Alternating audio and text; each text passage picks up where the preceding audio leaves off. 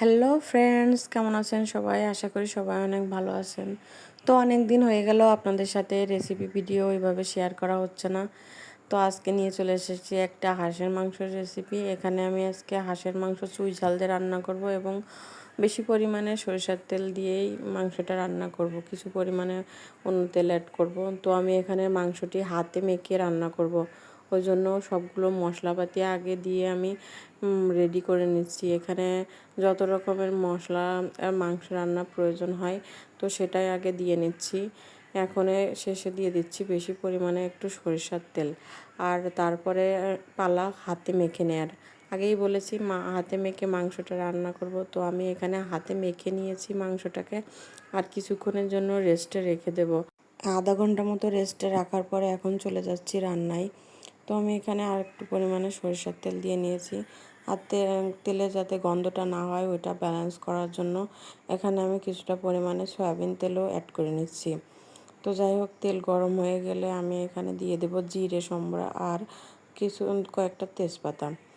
এখানে তেজপাতা দিয়ে একটু নেড়ে চেড়ে নিয়ে এখন দিয়ে দেবো কয়েকটা কুচানো পেঁয়াজটাকে একটু হালকা আছে একটু ভেজে নিব, একটু বাদামি বাদামি রং করে ভেজে নিয়ে এখন দিয়ে দেব মাংসটা, যে মাংসটাকে মেখে রেখেছিলাম ওইটা। তো এখন দিয়ে দিচ্ছি মাংসটাকে, দিয়ে একটু নেড়ে চেড়ে নেব। সুন্দর করে মাংসটাকে একটু নেড়ে নিচ্ছি।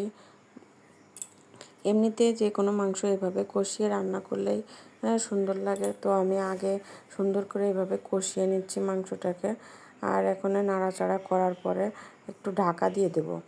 ঢাকা দেওয়ার পরে আমি মাঝে দু একবার মাংসটাকে উঠিয়ে দেখেছি, সেটা হয়তো আপনাদের দেখানো হয়নি। আর পাশের চুলায় আমি আলু ভেজে রেখেছি। আর এখন মাংসটাকে দেখুন তেল ছেড়ে পুরোটা কষা হয়ে গেছে, একদম তেল ছেড়ে দিয়েছে। আমি এখন এই পর্যায়ে দিয়ে দেব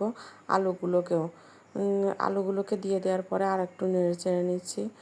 মাংসটা কিন্তু এই পর্যায়েও অনেকে যদি কষা খেতে চায় তো এ পর্যায়ে ঝোল না দিয়েই নেড়ে চেড়ে একটু মশলা দিয়ে নামিয়ে নিতে পারেন। তো আমি একটু হালকা করে ঝোল রান্না করব, ওই জন্য একটু পাশের চুলায় জল গরম করে নিলাম, আর জলটা এখন দিয়ে দিচ্ছি। আর এখন পালা কিছুক্ষণ ফুটিয়ে নিয়ে একটু মশলা ছিটিয়ে দেওয়ার। তো আমি এই যে মাংসটাকে সুন্দর করে কিছুক্ষণ ফুটিয়ে নিয়েছি, আর এখন মশলা ছিটিয়ে দিয়ে গরম মশলা ছিটিয়ে দিয়ে নামিয়ে নিচ্ছি। দেখুন মাংসটা এত সুন্দর কালার এসেছে। তো কেমন হয়েছে দেখতে আপনারা সবাই জানাবেন, আর খেতে কিন্তু অনেক মজা হয়েছিল। আর আমার ভিডিও ভালো লাগলে সবাই লাইক, কমেন্টস এবং ফলো করে পাশে থাকবেন।